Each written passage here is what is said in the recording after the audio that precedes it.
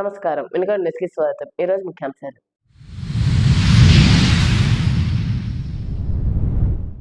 బొల్లా స్వార్థ రాజకీయాలతో యువత భవిష్యత్తు అంధకారం అవుతుందన్న ప్రభుత్వ chief whip Vinukonda MLA GV Anjaneyulu. ఆ రోజు చర్యలు తీసుకుని ఉంటే ఇటువంటి సంఘటనలు జరిగేవి కావని వెల్లడి.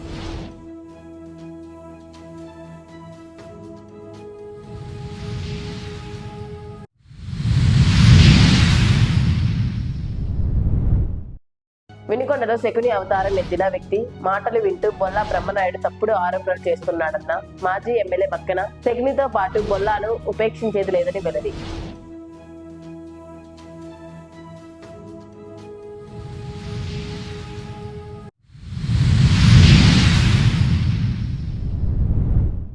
శ్రీ వెంకటేశ్వర స్వామి ఆలయంలో అక్రమాలపై అధికారుల విచారణ. బంగారపు శంఖు, చక్రం, నాథం, హస్తంతో పాటు 10 సెంట్ల భూమి స్వాహ చేశారని ఫిర్యాదు.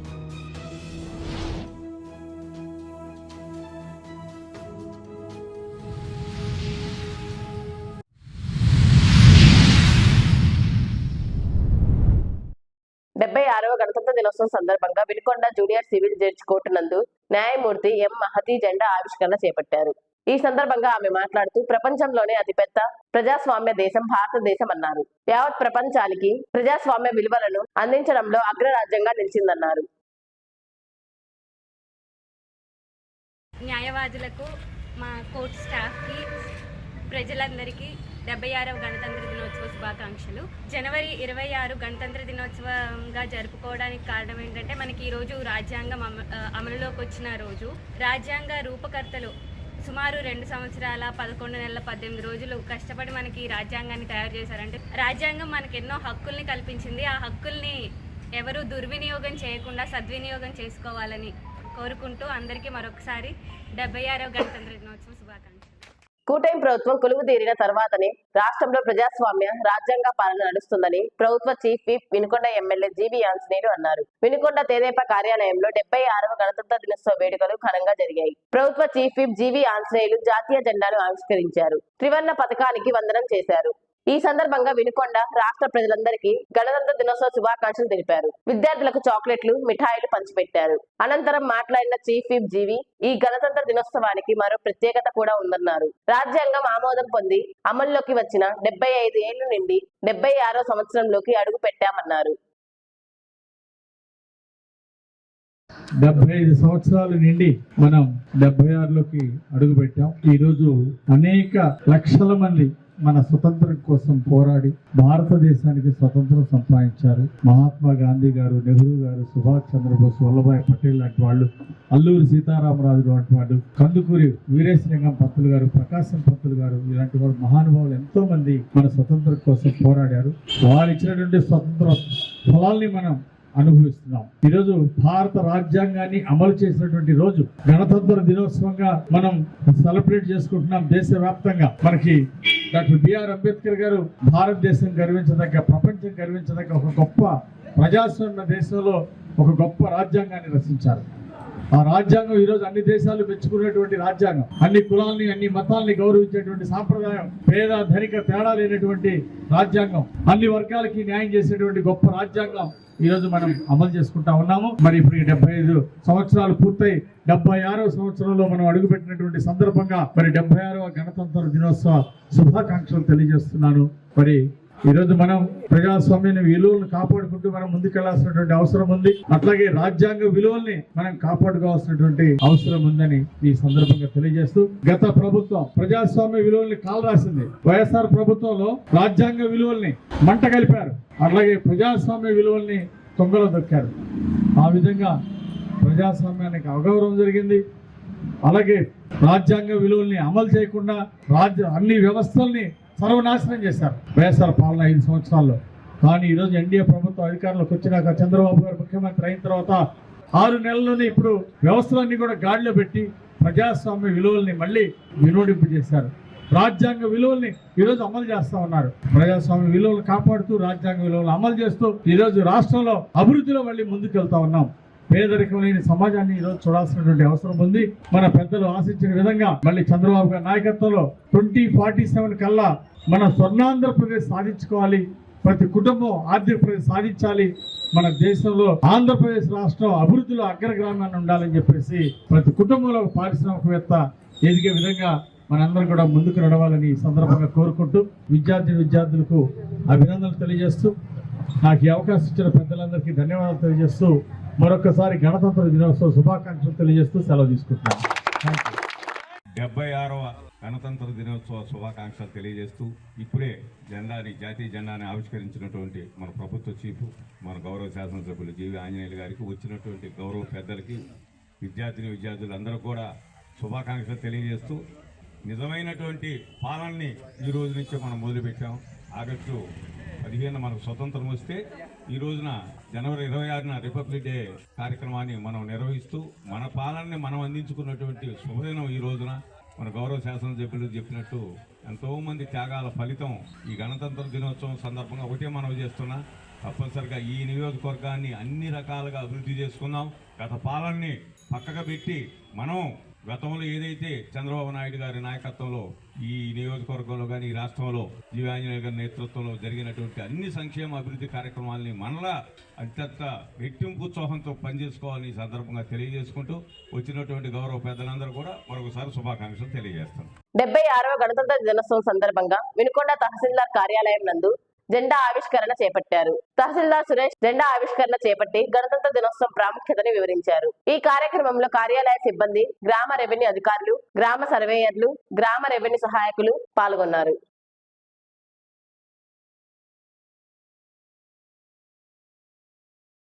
డెబ్బై 76వ గణతంత్ర దినోత్సవం సందర్భంగా వినుకొండ పురపాలక సంఘం కార్యాలయం నందు జెండా ఆవిష్కరణ నిర్వహించారు. మున్సిపల్ కమిషనర్ సుభాష్ చంద్రబోస్ జెండాని ఎగరవేశారు. కార్యక్రమంలో chairman doctor Dastagiri, ward councillor, కార్యాలయ సిబ్బంది, వార్డు సెక్రటరీస్, మెప్మా సిబ్బంది పాల్గొన్నారు. వినుకొండ టైలర్స్ అసోసియేషన్ వారి ఆధ్వర్యంలో స్థానిక ఏనుగుపాలెం రోడ్డులోని మహాత్మా గాంధీ క్లాత్ మార్కెట్ లో 76వ గణతంత్ర వేడుకలు ఎస్కేఎండి హుస్సేన్ అధ్యక్షతన ఘనంగా జరిగాయి. ఈ కార్యక్రమానికి ముఖ్య అతిథిగా ప్రభుత్వ చీఫ్ విప్ జీవి ఆంజనేయులు హాజరై జాతీయ జెండాను ఆవిష్కరించారు. త్రివర్ణ పథకానికి వందనం చేశారు. ఈ సందర్భంగా ప్రజలందరికీ గణతంత్ర శుభాకాంక్షలు తెలిపారు. అనంతరం మాట్లాడిన చీఫ్ విప్ జీవి ఈ గణతంత్ర దినోత్సవానికి మరో ప్రత్యేకత కూడా ఉందన్నారు. రాజ్యాంగం ఆమోదం పొంది అమల్లో వచ్చి 75 ఏళ్లు నుండి 76వ సంవత్సరంలోకి అడుగు పెట్టామన్నారు. మనకి స్వతంత్రం వచ్చిన తర్వాత మన రాజ్యాంగాన్ని అమలు చేసుకుని 76 సంవత్సరాలు అయింది. ఈ 76వ గణతంత్ర దినోత్సవ శుభాకాంక్షలు తెలియజేస్తున్నా. ఈరోజు మన లక్షలాది మంది స్వతంత్రం కోసం పోరాడి ప్రాణాలు అర్పించి జైల్లో అనుభవించి మనకి స్వతంత్రం సంపాదించారు. మనకంటూ ఒక రాజ్యాంగాన్ని డాక్టర్ బిఆర్ అంబేద్కర్ గారి సారథ్యంలో ఒక గొప్ప రాజ్యాంగాన్ని రూపొందించారు. దాన్ని భారతదేశం అమలు చేసింది. అందువల్ల ఈరోజు వాక్ స్వాతంత్ర హక్కు దగ్గర నుండి అన్ని ప్రజాస్వామ్య హక్కులు, రాజ్యాంగం ఇచ్చినటువంటి హక్కులు అన్ని కూడా ఈరోజు అమలవుతా ఉన్నాయి. ఎవరైతే గతంలో వైఎస్ఆర్ పాలనలో రాజ్యాంగ విలువలను తొక్కిపట్టి అణిచివేసి ప్రజాస్వామ్య విలువల్ని గంగలో కలిపేసి మాట్లాడే భావ స్వేచ్ఛ కూడా లేకుండా చేశారు 5 ఏళ్ల పాలనలో, ప్రజల్లో భయాందోళన సృష్టించారు, రాజ్యాంగం విలువల్ని తొంగలో దొక్కారు.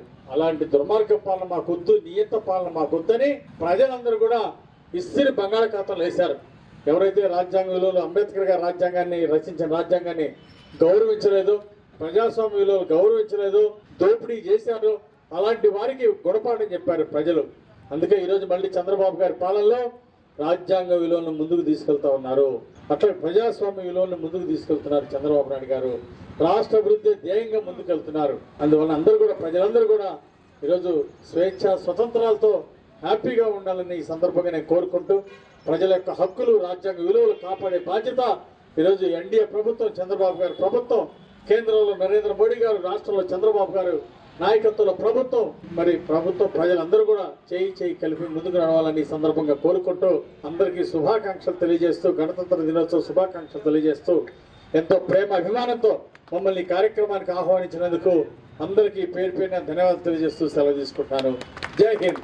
వినుకొండ పట్టణంలోని గురుకుల పాఠశాల నందు 76వ గణతంత్ర దినోత్సవ వేడుకలు ఘనంగా నిర్వహించారు. ఈ కార్యక్రమానికి ముఖ్య అతిథిగా ప్రభుత్వ చీఫ్ విప్ వినుకొండ ఎమ్మెల్యే జీవి ఆంజనేయులు, మాజీ ఎమ్మెల్యే మక్కెన మల్లికార్జునరావు హాజరయ్యారు. జెండా ఆవిష్కరణ చేసిన జీవి విద్యార్థులను ఉద్దేశించి ప్రసంగించారు.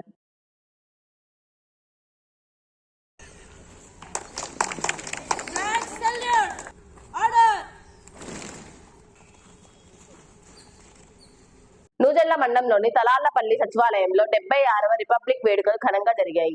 పంచాయతీ సెక్రటరీ ప్రభాకర్ ఆధ్వర్యంలో ఈ వేడుకలు నిర్వహించారు. సచివాలయ సెక్రటరీ ప్రభాకర్ జెండా ఆవిష్కరించారు. అనంతరం పిల్లలకు స్వీట్లు, చాక్లెట్లు పంచిపెట్టారు.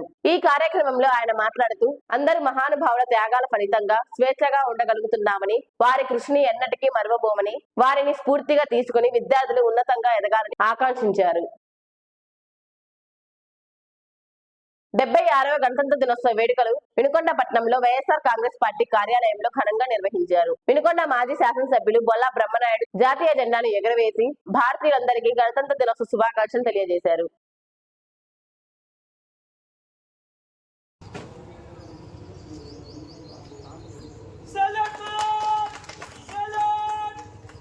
ఈరోజు ఈ గణతంత్ర దినోత్సవ వేడుకల్లో మనం అందరం పాలు పంచుకున్నాం. మీ అందరికీ, ప్రజలందరికీ శుభాకాంక్షలు తెలియపరుచుకుంటూ సెలవు తీసుకుంటాం. ప్రజాసేవే లక్ష్యంగా శివశక్తి లీలా అండ్ అంజన్ ఫౌండేషన్ అందిస్తున్న సేవలను ప్రజలు సద్వినియోగం చేసుకోవాలని ప్రభుత్వ చీఫ్ విప్ జీవి ఆంజనేయులు అన్నారు. గణతంత్ర దినోత్సవం సందర్భంగా శంకరకంటి ఆసుపత్రి సహకారంతో శివశక్తి ఫౌండేషన్ ఆధ్వర్యంలో స్థానిక ప్రభుత్వ జూనియర్ కళాశాల ఆవరణలో ఆదివారం ఏర్పాటు చేసిన కంటి వైద్య శిబిరాన్ని ప్రభుత్వ చీఫ్ విప్ జీవి ఆంజనేయులు సతీమణి లీలావతి దంపతులు ప్రారంభించారు. ఈ సందర్భంగా చీఫ్ విప్ జీవి మాట్లాడుతూ గత 30 ఏళ్లుగా శివశక్తి ఫౌండేషన్ అనేక సేవా కార్యక్రమాలు నిర్వహిస్తూ పేద ప్రజలను ఆదుకోవటం జరిగిందన్నారు. కంటి చూపు లేక ఇబ్బంది పడుతున్న అవ్వాతాతలకు ఆపరేషన్లు చేయించి కంటి చూపునివ్వడంలో తనకెంతో సంతృప్తిని ఇస్తుందన్నారు. శివశక్తి ఫౌండేషన్ చైర్మన్ లీలావతి ఆధ్వర్యంలో జరిగే సేవా కార్యక్రమాలను ప్రజలందరూ సద్వినియోగం చేసుకోవాలని కోరారు. ఉచిత కంటి వైద్య శిబిరానికి 2000 మందికి పైగా వృద్ధులు హాజరు కాగా కంటి పరీక్షలు నిర్వహించి ఉచితంగా మందులు పంపిణీ చేశారు. కార్యక్రమంలో మాజీ శాసనసభ్యులు మక్కెన మల్లికార్జునరావు, జనసేన నాయకులు నాగశ్రీనురాయ్, నిశంకర్రావు, శ్రీనివాసరావు నాయకులు పాల్గొన్నారు. ముందుగా అందరికి గణతంత్ర దినోత్సవ శుభాకాంక్షలు. ఈ రోజు ఆంజనేయులు గారు పెట్టడం కూడా చాలా సంతోషంగా ఉంది. ఈ శివశక్తి లీలాంజన్ ఫౌండేషన్ స్థాపించింది ఆంజనేయులు గారి ఆలోచన నుంచి వచ్చినటువంటి ఆలోచన.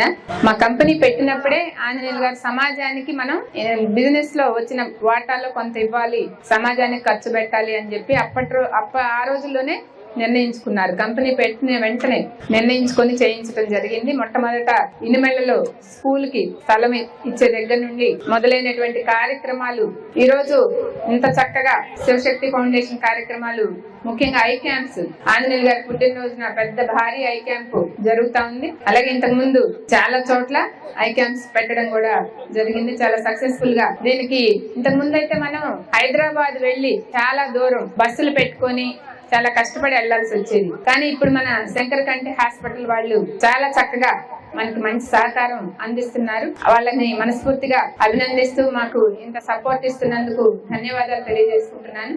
అలాగే ఫౌండేషన్ కార్యక్రమాలు రేపు ఫిబ్రవరి నుంచి మీకు తెలియజేస్తున్నందుకు చాలా సంతోషంగా ఉంది. ఈ ఐ క్యాంప్స్ తో పాటు ఇంకా యువకులకి స్కిల్ డెవలప్మెంట్ కార్యక్రమాలు గాని, అలాగే మహిళలకి అలాంటి కుట్టు మిషన్స్ లో శిక్షణ ఇచ్చే కార్యక్రమాలు గాని చేయాలని నిర్ణయించుకున్నాము. దానికి ఆంజనేయులు గారు ఇటువంటి మంచి ఫౌండేషన్ కార్యక్రమాలు నా చేతికి అప్పచెప్పినందుకు నాకు చాలా గర్వంగాను సంతోషంగాను ఉంది. ఇంత మంచి సేవ చేసే కార్యక్రమం మరి నాకు దక్కినందుకు మనస్ఫూర్తిగా ఆంజనేయులు గారికి ధన్యవాదాలు తెలియజేసుకుంటూ, ఎందుకంటే సేవ చేయడం అంటే అదృష్టం ఉండాలి, మనసు ఒక్కటే కాదు అదృష్టం కూడా ఉండాలి. అలాగే ఇటువంటి కార్యక్రమాలు ఇంకా ఫౌండేషన్ తరపున విస్తృతంగా చేయాలని మనస్ఫూర్తిగా ఆ భగవంతుడు దీనికి మరి మాకు ఎక్కువగా సపోర్ట్ ఆ భగవంతుడి నుంచి లభించాలని మనస్ఫూర్తిగా భగవంతుని కోరుకుంటున్నాను. అలాగే పెద్దలందరూ ఉన్నారు చాలా మంది ఇక్కడ. ఆరోగ్యమే మహాభాగ్యం అన్నారు, అది అందరూ తెలుసుకోవాలి. చాలా మంది అనుకోవచ్చు డబ్బులుంటే ఆనందంగా ఉంటాము, ఆస్తి ఉంటే ఆనందంగా ఉంటాము అని అనుకోవచ్చు. డబ్బులకి ఆరోగ్యానికి సంబంధం లేదు. ఆరోగ్యం ఉంటే కోట్లు ఉన్నట్టే ఈ రోజుల్లో. ఎందుకంటే ఆరోగ్యం లేకపోతే ఎన్ని కోట్లున్నా కూడా మనం వాటిని అనుభవించలేము. కాబట్టి అది మీరందరూ కూడా గుర్తు పెట్టుకుని ఆరోగ్యాన్ని చాలా జాగ్రత్తగా చూసుకోవాలి. ఎందుకంటే మనకి డబ్బులు ఉన్నంత మాత్రాన ఇప్పుడు సపోజ్ మంచం కొనుక్కుంటే మనం నిద్ర కొనుక్కోలేం కదా, అలాగే ఆరోగ్యాన్ని మనం ఎన్ని డబ్బులు ఇచ్చినా కూడా కొనుక్కోలేము, రాదు. కాబట్టి మనం ఆరోగ్యాన్ని మీరందరూ కూడా చాలా జాగ్రత్తగా చూసుకోవాలి. చాలా మందికి తెలియదు మంచినీళ్లు తాగాలి, రోజుకు 4-5 లీటర్లు తాగాలనే విషయం చాలా మందికి తెలియదు. దానివల్ల చాలా రోగాలు తగ్గిపోతాయి. పెద్దవాళ్ళందరూ కూడా గుర్తు పెట్టుకోవాలి మంచిగా. ఎందుకంటే 4 విడతలుగా పొద్దున్నే లేవగానే 11ంటికి, అలాగే 3 గంటలకి, సాయంత్రం 6 గంటలకి, ఆ విధంగా నిర్ణయించుకొని తాగగలిగినన్ని నీళ్లు మంచిగా మంచినీళ్ళు తాగితే మంచి ఆరోగ్యంగా ఉంటారు. అది చాలా మంది తెలియని విషయం. మీరందరూ కూడా ఆరోగ్యంగా ఉండాలని కోరుకుంటూ, అట్లాగే పిల్లలు సపోర్ట్ ఇవ్వలేదనో ఇంకేదో ఇవ్వలేదనో అనుకోకుండా మనం వాళ్ళకి బరువు కాకుండా ఎలా ఉండాలి, మనం కాన్ఫిడెంట్ గా అంటే ఆత్మవిశ్వాసంతో మీరు ఉండాలని, ఎటువంటి ఆటిపోట్లు వచ్చినా, ఎందుకంటే ఇంత స్థాయికి వచ్చారు అంటేనే ఎన్నో కష్ట నష్టాలు కోర్చుకొని వచ్చింటారు. ఆ కష్టాల ముందు ఇంకేవైనా సరే చిన్నగానే కనపడతాయి. కాబట్టి ఇటువంటి కష్టం వచ్చినా కూడా భయపడకుండా, అధైర్యపడకుండా జీవితాన్ని మంచిగా ఆనందంగా గడపాలని మీ అందరినీ కోరుకుంటూ, ఆయుర ఆరోగ్యాలతో ఉండాలని ఆ భగవంతుని కోరుకుంటూ సెలవు తీసుకుంటున్నాను. ఆంజనేయులు గారికి ధన్యవాదాలు తెలుపుకుంటున్నాను. అలాగే మా ఫౌండేషన్ సభ్యులను కూడా అభినందిస్తున్నాను. ఎందుకంటే ఫస్ట్ నుంచి 96లో ఫౌండేషన్ కార్యక్రమాలు స్థాపించిన దగ్గర నుండి మా స్ట్రెంత్ ఏంటంటే మా స్టాఫ్ చక్కగా రమణ గారు గాని అలాగే మా స్టాఫ్ అందరినీ కూడా మనస్ఫూర్తిగా అభినందిస్తూ సెలవు తీసుకుంటున్నాను. Thank you. ముఖ్యంగా ఈరోజు మీ అందరికీ మంచి కంటి వైద్య సేవలు అందిస్తున్నామంటే మాకు చాలా సంతోషంగా ఉంది. పంచేంద్రియాల్లో కన్ను చాలా ముఖ్యమైనది. కన్ను బాగుంటే ఎవరి పని వాళ్ళు బ్రహ్మాండంగా చేసుకోవచ్చు.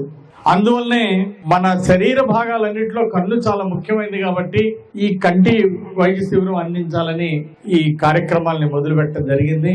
అలాగే మన ఆర్ఎంపీ డాక్టర్లు కూడా ఎప్పుడు అడిగినా సరే వాళ్ళు శివశక్తి క్యాంప్ అంటే 20-30 మంది వచ్చి ఆర్ఎంపీ డాక్టర్లు కూడా చక్కగా వచ్చి మనకి సేవలు అందిస్తున్నారు. వాళ్ళకి అందరికి కూడా ఒకసారి గట్టిగా చప్పట్లు కొట్టి అభినందించాలని కోరుతున్నాం. జన్మభూమి రుణం తీర్చుకోవడం కోసం పేదవారికి సేవ చేయాలని శివశక్తి లీలాంజన్ ఫౌండేషన్ ఏర్పాటు చేయడం జరిగింది. లీలావతిని హృదయపూర్వకంగా అభినందిస్తున్నా.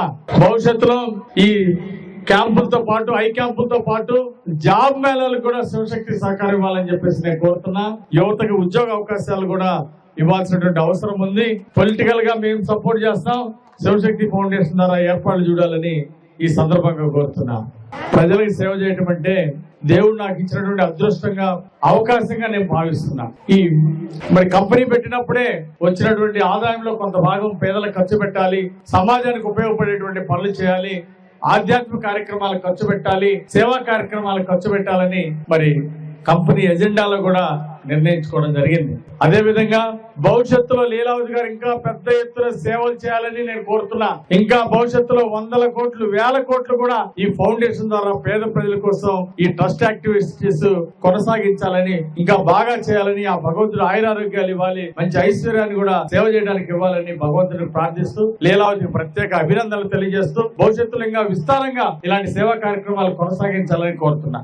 చంద్రబాబు గారికి నేను ధన్యవాదాలు తెలియజేస్తున్నా.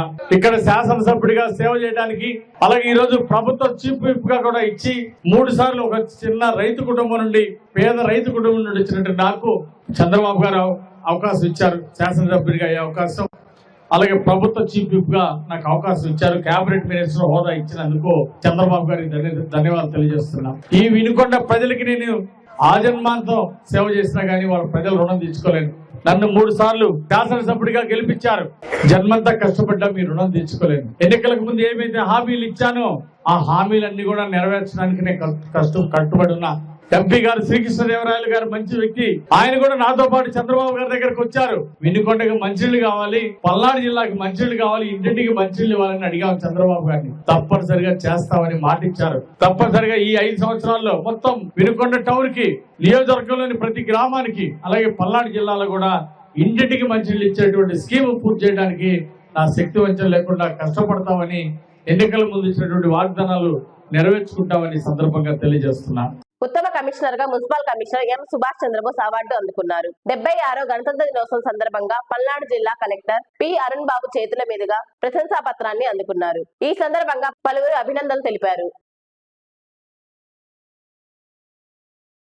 బొల్లా బ్రహ్మనాయుడు రాజకీయ స్వార్థం కారణంగానే వినుకొండ యువత భవిష్యత్తు అంధకారమైందని ప్రభుత్వ చీఫ్ విప్ వినుకొండ ఎమ్మెల్యే జీవి ఆంజనేయులు ఆరోపించారు. వినుకొండ పట్టణంలోని టీడీపీ కార్యాలయంలో ఏర్పాటు చేసిన విలేకరుల సమావేశంలో ఆయన మాట్లాడుతూ వినుకొండ నియోజకవర్గాన్ని 5 ఏళ్లు చంబల్లోయగా మార్చిన నీచ చరిత్ర బొల్లా బ్రహ్మనాయుడుది అని ధ్వజమెత్తారు. బొల్లా హయాంలో ఏ రోజైనా ప్రజాస్వామ్యాన్ని కాపాడారా అని ప్రశ్నించారు. తప్పు చేసిన వారిపై ఆ రోజు చర్యలు తీసుకుని ఉంటే వినుకొండలో ఇటువంటి సంఘటనలు జరిగేవి కాదని అన్నారు. బొల్లా బ్రహ్మనాయుడు స్వార్థ రాజకీయాలకు రషీద్ బలి అయ్యాడని, జిలాని జైలుకు వెళ్లాడని, జానీపై దాడి కేసులో 20 మంది యువత జైలుకు వెళ్లే వాళ్ళు కాదన్నారు. ఎంతో మంది తెదేపా కార్యకర్తలపై కేసులు పెట్టించి అన్యాయంగా జైల్లో పెట్టించారన్నారు. జర్నలిస్ట్ మిత్రులందరికీ పేరు పేరున హృదయపూర్వక నమస్కారం. శాంతి భద్రతల గురించి, చట్టం గురించి, కేసుల గురించి బొల్లా బ్రహ్మనాయుడు మాట్లాడుతూ ఉంటే విడ్డూరంగా ఉంది, హాస్యాస్పదంగా ఉంది. ప్రజలు మీకు అవకాశం ఇస్తే ఏ రోజన్నా ప్రజాస్వామ్యాన్ని కాపాడారా? పోలీసు వ్యవస్థని మీ జేబులో వ్యక్తుల్లో వాడుకున్నారు. ఇచ్చినటువంటి అధికారాన్ని దుర్వినియోగం చేసుకొని మీరు తప్పుడు కేసులు పెట్టడానికి, అక్రమంగా అటెంప్ట్ మర్డర్, రైతుల మీద కూడా తప్పు చేయకుండానే అటెంప్ట్ మర్డర్ కేసులు పెట్టడం, తప్పులు చేసిన వాళ్ళని కాపాడటం, మహిళలను వేధిస్తే న్యాయం చేయమని పోలీస్ స్టేషన్కి వస్తే వైఎస్ఆర్ పార్టీ కార్యకర్తలు అని చెప్పేసి కేసులు పెట్టకుండా వదిలేయటం, చట్టాన్ని అడ్డం పెట్టుకుని ఎన్నో దుర్మార్గాలు చేసినటువంటి బొల్లా బ్రహ్మనాయుడు ఈ రోజు చట్టాల గురించి, అక్రమ కేసుల గురించి మాట్లాడుతూ ఉంటే దెయ్యాలు వేదాలు వల్లించినట్టు ఉన్నాయి. అసలు దీనికి కారకులు ఎవరు? బొల్లా బ్రహ్మనాయుడు ఒక అరాచక శక్తిగా మారాడు కాబట్టి అత్యధిక మెజార్టీతో, ఎవరిని ఓడించినంత మెజార్టీతో నిన్ను ఓడించారు. వినుకొండను ఒక చంబల్లో మాదిరిగా తయారు చేసి వైసీపీ కార్యకర్తలు దొంగతనం చేస్తే వదిలేయమంటాడు, ఆడపిల్లల మీద అరాచకాలు చేస్తే వదిలేయమంటాడు. అర్థమైనా? సామాన్య ప్రజలు ఎవరన్నా తప్పు చేయకుండానే రైతుల మీద, ప్రజల మీద అక్రమ కేసులు, అటెంప్ట్ మర్డర్ తప్పుడు కేసులు పెట్టి వేధించిన వాడు వాస్తవం కాదా? మరి ఆ రోజు అధికారాన్ని ఇచ్చింది తప్పుడు కేసులు పెట్టి వేధించడానిక? అట్లాగే మీ పార్టీ వాళ్ళని తప్పులు చేస్తే, దుర్మార్గాలు చేస్తే వదిలేయటం ఇదేనా న్యాయం? బొల్లా బ్రహ్మనాయుడు చేసినటువంటి దుర్మార్గాలు, చట్టాన్ని వక్రీకరించి చట్టాన్ని చుట్టంగా చేసుకుని చేసిన దుర్మార్గాలకు ప్రజలు బలైపోయారు. రషీద్ అన్యాయంగా చనిపోయాడు. కారణం ఏంటి? రషీద్ మర్డర్ అవడానికి కారణం ఏంటి? పిఎస్ ఖాన్ పక్కన తిరిగినటువంటి రషీద్, జిలానీ ఇద్దరు స్నేహితులే ఒకప్పుడు, పిఎస్ ఖాన్ అనుచరులు. అనుకోకుండా గొడవ వస్తే జిలానీ ఇంటి మీద పడి, ఆ టైంలో జిలానీ లేకపోతే వాళ్ళ అన్నని అతి దారుణంగా ఇంటి మీదకి వెళ్ళి కొట్టి కిరాతకంగా అటెంప్ట్ మర్డర్కి పాల్పడ్డారు. ఆ తర్వాత ఇంట్లో ఉన్న సామాను ధ్వంసం చేశారు. ఇది వాస్తవం కాదా? మరి 25 మంది వెళ్ళి ఒక ఇంటి మీదకి వెళ్ళి జిమ్జానీని కొట్టి ఇంటి గాయపరిచి అతను బుల్లెట్ బండిని కాల్చి దగ్ధం చేశారు. ఇంట్లో వెళ్ళి సామాను నాశనం చేశారు. ఇంత కిరాతకంగా చేస్తే కేసు లేకుండా చేశాడు. చట్టం చేతిలో ఉందని అంటే నీ గూండాలు, వైసీపీ గూండాలు నీ ఇంటి మీద దాడి చేస్తే నువ్వు చర్యలు తీసుకోలేదా? ఎందుకు చర్య తీసుకోలేదు బొల్లా బ్రహ్మనాయుడు? ఆ రోజు నువ్వు చర్య తీసుకోబట్టి జిమ్జానీ మీద అతి కిరాతకంగా దాడి చేశారు కాబట్టి వాళ్ళ తమ్ముడు కేసు పెట్టకుండా అన్యాయం చేశారు. ఇంటి మీద దాడి చేసిన కనీసం సిఎఫ్ఆర్ కేసు వేస్తే కనీసం దాన్ని కూడా పక్కన పెట్టారు. హాస్పిటల్లో, గవర్నమెంట్ హాస్పిటల్లో ట్రీట్మెంట్ తీసుకున్నది వాస్తవం కాదా? జిమ్జానీ కేసు ఎందుకు నమోదు చేయలేదు? కేసు ఎందుకు సరైన చర్యలు ఎందుకు తీసుకోలేదు? ఆ రోజు మీరు సరైన చర్యలు తీసుకుంటే రషీద్ చనిపోయేవాడేనా? జిలానీ జైలుకు పోయేవాడేనా? ఈ తండ్రి కారకుడు ఎవరు? ఈ రోజు 20 మంది జైలు పోవడానికి కారకుడు ఎవరు? బొల్లా బ్రహ్మనాయుడు కాదా? ఇలాంటి నీచులు, దుర్మార్గాలు రాజకీయాల్లోకి రాబట్టే వినుకొండ గడ్డ మీద ఇదో చంబల్లో తయారు చేశారు. దొంగతనాలు, దోపిడీలు, మానభంగాలు జరగంది ఏమన్నా ఉందా వైసీపీ పాలనలో? ఇక్కడ ఇంత జరిగితే హత్యలు చేసిన వాడిని, హత్యా ప్రయత్నాలు చేసిన వాడిని, దాడులు చేసిన వాడిని, దోపిడీలు చేసిన వాడిని వెనకేసుకొస్తావు, వాళ్ళ మీద కేసులు పెట్టినాయో, కనీసం కేసు నమోదు చేయకుండా చేస్తావు. కనీసం వాళ్ళు సిఎఫ్ఆర్ కేసు చేస్తే అది కూడా ఫైల్ కాకుండా చేస్తావు. నీ దుర్మార్గాలకి వాళ్ళు మళ్ళీ వాళ్ళు కోర్టును ఆశ్రయించి మళ్ళీ పార్టీ కార్యాలయాల చుట్టూ తిరిగి, ప్రభుత్వం దగ్గరికి తిరిగి వాళ్ళు మళ్ళీ ఈ కేసు గురించి దీన్ని ఎంక్వైరీ చేయాలని, మళ్ళీ దీన్ని కేసు నమోదు చేసి ఎంక్వైరీ చేయాలని చెప్పేసి కేసు నమోదు చేపిస్తే, సాక్ష్యాధారాలతో సహా చూపిస్తే పోలీసు వారు కేసు నమోదు చేసి ఎంక్వైరీ చేస్తున్నారు. కేసు ఎంక్వైరీలో ఉన్నప్పుడు 20 మంది వెళ్ళి హాజరుపడాల్సిన పని ఏంటి? మేము తప్పు చేశాము, మమ్మల్ని రిమాండ్కి పంపండి అని చెప్పేసి హాజరుపడతారా? హాజరుపడేది ఎవరు? పైగా పోలీసులు ఇళ్లలోకి వచ్చి తీసుకెళ్లారని చెప్పేసి వాళ్ళ మీద అభాండాలు వేస్తారా? చెప్పండి, ఇది దుర్మార్గం కాదా? పోలీసులు అరెస్ట్ చేయకుండానే వీళ్ళే వెళ్ళి మేము నేరం చేశామని చెప్పేసి అంగీకరించి వెళ్ళి మమ్మల్ని రిమాండ్కి పెట్టండి అని చెప్పేసి పోలీస్ స్టేషన్కి వెళ్ళి హాజరుపడడం మాకు నిజం కాదా? మీరే వెళ్ళి హాజరుపడతారు, మళ్ళీ పోలీసులు ఇంటికి వచ్చినట్టు తీసుకెళ్ళినట్టు నిందిస్తారా? ఎంత దుర్మార్గం! పోలీసుల మీద అన్యాయంగా, దుర్మార్గంగా నిందలేయటం సరికాదు. కనీసం పోలీసులు ఎంక్వైరీ చేయడానికి సమయం కూడా ఇవ్వలేదు. ఎందుకు ఇవ్వలేదు? నేను ఈ 22 మంది కేసులో ముందు ఇద్దరు వెళ్ళి బెయిల్ తీసుకున్నారు, వాళ్ళే వెళ్ళి లొంగిపోయి బెయిల్ తీసుకున్నారు. తర్వాత 20 మంది వాళ్ళే హాజరుపడ్డారు. వాళ్ళే హాజరుపడి ఈ రోజు పోలీసు మీద నెపం పెడతారా? కనీసం పోలీసులు ఎంక్వైరీ చేయడానికి కూడా టైం ఇవ్వకుండా, ఇందులో ఎవరైనా ఒక్కడన్నా అమాయకుడు ఉన్నాడా అని వెతకడానికి కూడా టైం ఇవ్వకుండా పంపించారు. నేను బాధపడుతున్నా.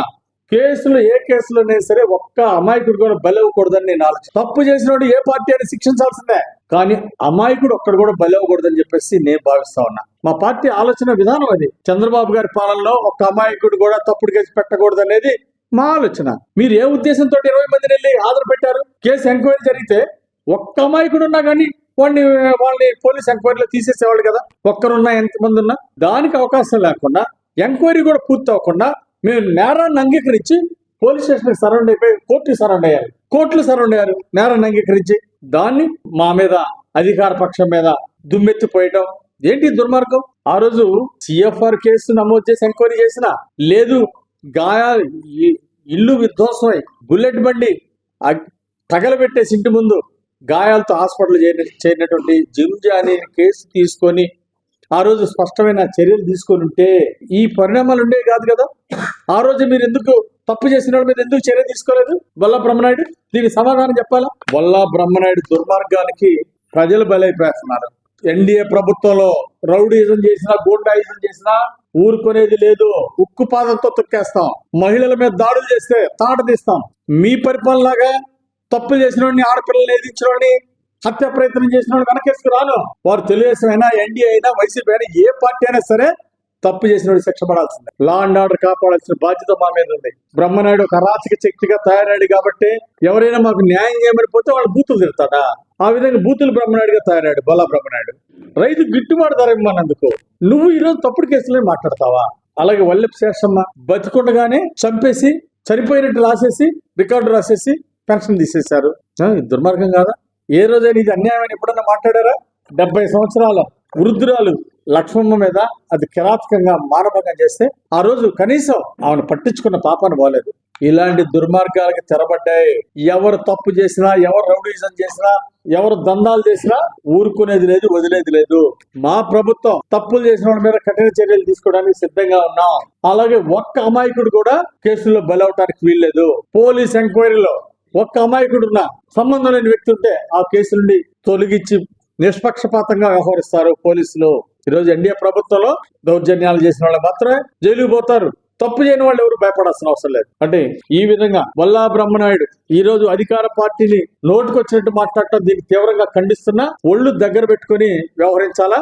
కనీసం నువ్వు ఇన్ని వేలతో ఓడిపోయావంటే నువ్వు ఒక నియంత పోకడ పోయావు కాబట్టి ఓడిపోయావు. ఇంత దుర్మార్గాలు చేశావు కాబట్టి నువ్వు ఓడిపోయావు. ప్రజలకు క్షమాపణ చెప్పి తప్పుడు కేసులు పెట్టిన దానికి తెలుగుదేశం కార్యకర్తల మీద అన్యాయంగా అక్రమంగా కేసులు పెట్టి జైల్లో పెట్టించావు. మేము ఎప్పుడు అలా చేయలేదే. అంటే ప్రజలకి క్షమాపణ చెప్పి తప్పును సరిదిద్దుకోవాల్సిన బాధ్యత బొల్ల మీద ఉంది. అంతేగాని ఈరోజు ఊరికే నోరుంది కదా అని చెప్పేసి ఎదుటోళ్ళ మీద బుర్ర చల్లటం ఇది చేతగాని పిరికి పందలు చేసేటువంటి పని. అట్లాగే మా పార్టీలో తప్పు చేయనటువంటి వాళ్ళని, సంబంధం లేనటువంటి వ్యక్తులు కూడా ఇరికించడానికి చూశారు కేసుల్లో. తప్పు చేయని వాళ్ళని కూడా ఇరికించాలనేటువంటి దుర్మార్గ ప్రయత్నం ఇది చాలా తప్పు. దీన్ని తీవ్రంగా ఖండిస్తున్నా. గత 5 సంవత్సరాలు వైసీపీ పాలనలో ప్రజలు స్వేచ్ఛ కోల్పోయారు. రాజ్యాంగ విలువలు మంట కలిపారు. 5 ఏళ్ల వైసీపీ పాలనలో వ్యవస్థలు సర్వనాశనం చేశారు. డాక్టర్ బిఆర్ అంబేద్కర్ గారి సారథ్యం రాసినటువంటి రాజ్యాంగాన్ని, దాని విలువల్ని అతి దుర్మార్గంగా తుంగలో దొక్కేశారు. అలాగే మానవతా విలువలు, నైతిక విలువలు, మోరల్ వాల్యూస్, ఎథికల్ వాల్యూస్ ఏమి లేకుండా మానవత్వం కూడా మర్చిపోయి దుర్మార్గ పాలన చేశారు జగన్మోహన్ రెడ్డి. ఒక ముఖ్యమంత్రిగా లక్షల కోట్లు లూటీ చేసి పడేసి ఆ రోజు ప్రజలు ఇచ్చినటువంటి అవకాశాన్ని దుర్వినియోగం చేసుకొని ప్రజా హక్కుల్ని మంట కలిపాడు. కనీసం వాక్ స్వాతంత్రం కూడా కోల్పోయారు ప్రజలు.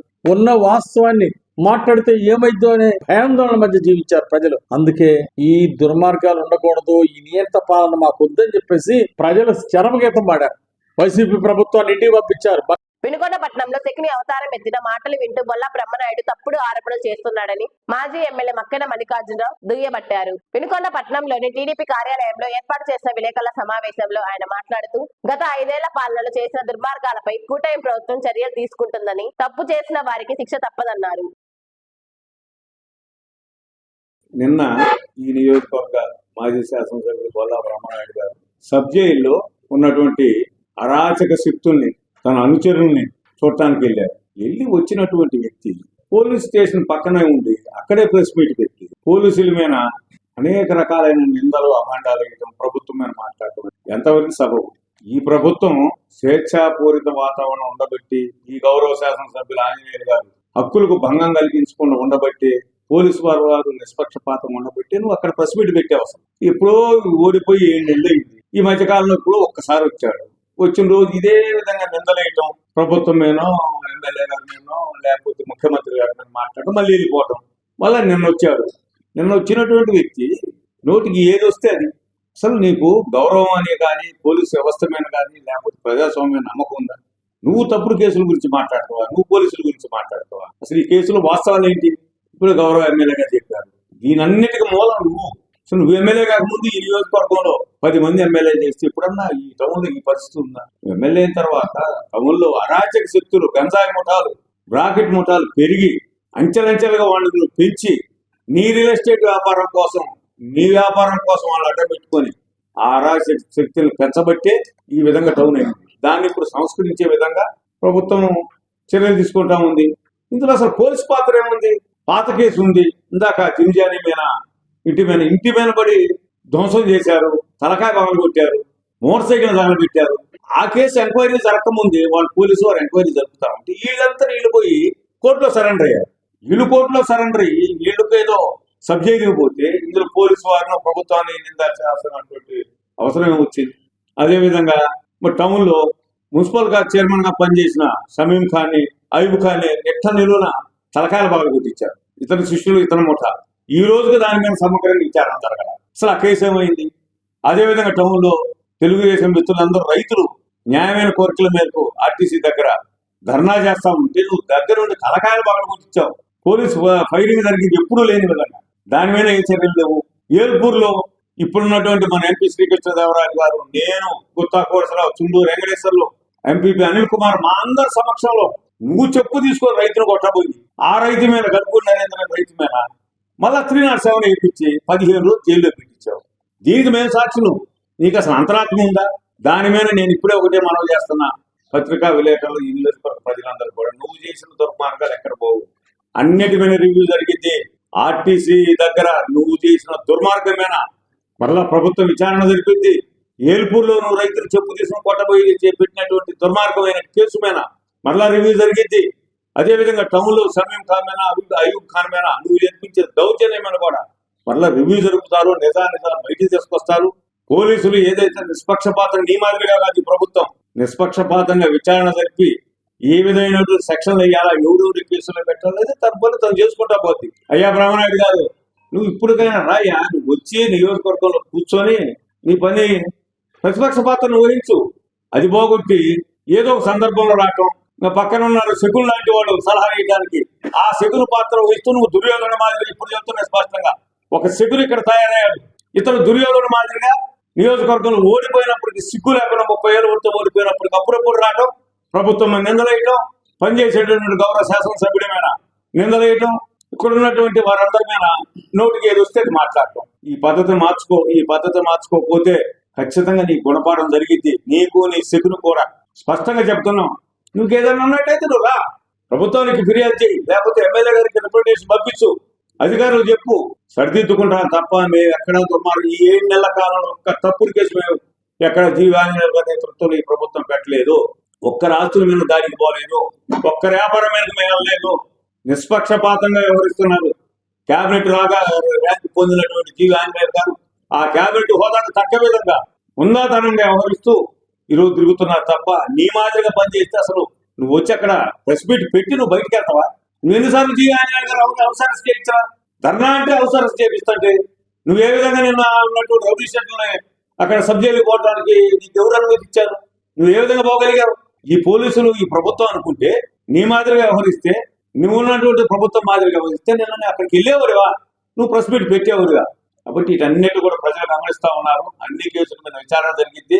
ఖచ్చితంగా ఇతను ముద్దాయి వల్లా బ్రహ్మనాయుడి దగ్గరుండి ఆ రైతుల మీద, అక్కడ ఉన్నటువంటి స్వగ్రామంలో రైతు మీద దౌర్జన్యం చేశాడు, ఇక్కడ దగ్గరుండి రైతులు తలకాయ బాగా కొట్టించారు.